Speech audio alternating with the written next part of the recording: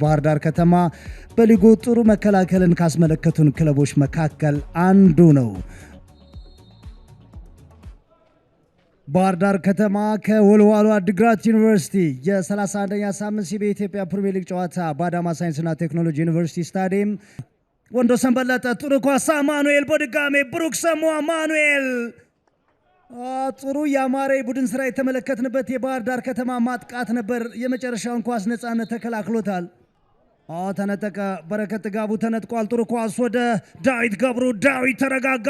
ዳዊት እንዴት አይነት አጀማመር ነው! ወልዋሎች ሁሌም ኳስ ከዚህ ተጫዋች እግር ስር ስትገባ በድንገት የወልዋሎ ማጥቃት ይቀየራል። የመጀመሪያው ግሩም እድል ነበር። አብዱ ያሬድ ቆንጆ ኳስ በረከትን አድገኛ ያሪያ ላይ ነጠቀው። የዳዊት ሩጫ ተመልከት። ወንድሜነም ሌላኛው ተከላካይ ቡባካርም ጭምር መቆጣጠር አልቻሉ።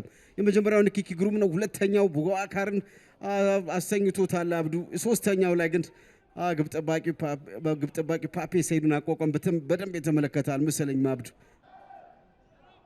አሁንም ዳዊት ገብሩ አምልጧቸው ገባ። ዳዊት ገብሩ ዳዊት ወንድሜነህ ደረጀ አይ ነው ትልቁ ታሪካቸው አብዱ። ሜዳ ላይ ከአባቱ መረከም የሚችልበት እድል የነበረ ይመስለኛል።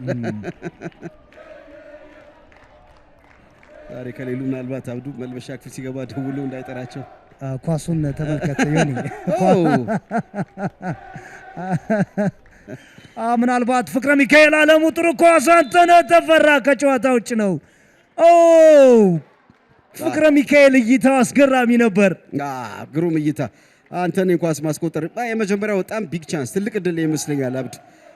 ድንገት ነው የቆመ ኳስ የተጀመረው። አማኑኤል ድሮፕ አድርጎ እንዴት አይነት ኳስ ነው ያዘጋጀለት። ከጨዋታ ውጪ በትክክል አግኝተውታል። ግሩም የሆነ የባንዲራ ነው የወጣው። አንተነህ ንብረቶች ናቸው። ዳዊት ገብሩ ምናልባት ኪምላም የመጀመሪያ ጎል ያገኘ ይመስል ነበር። እንዳልካቸው ጥበቡ ብሩክ ሰሙ አቋርጦበታል።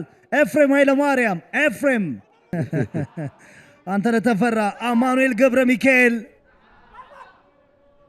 ሙሉ በሙሉ አሁንም አደጋው አልከሸፈም። በድጋሜ ሳጥን ውስጥ ኪምላም ኮንኮኒ ለቅጣት ምቶ የተዘጋጀው ተጫዋች ነው።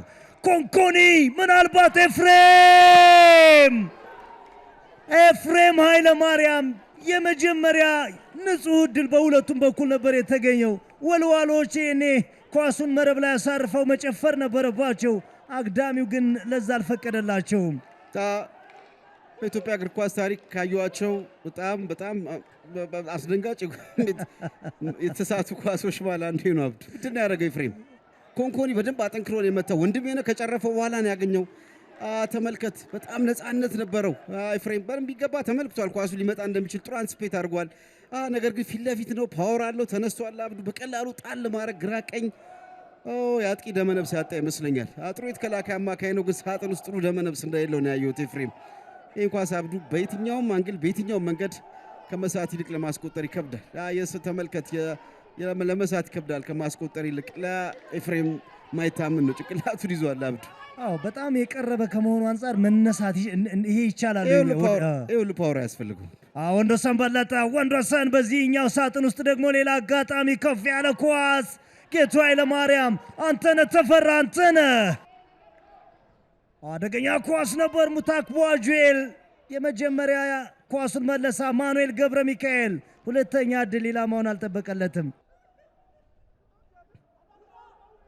በዚህ ጨዋታ ጥሩ ድል በድጋሚ አደም ላናና ከአደም አባስ ከፍ ያለ ኳስ ኮንኮኒ ሀፊዝ በሁለቱም ሳጥን ውስጥ ተጽዕኖ ያለው ተጫዋች ይመስላል።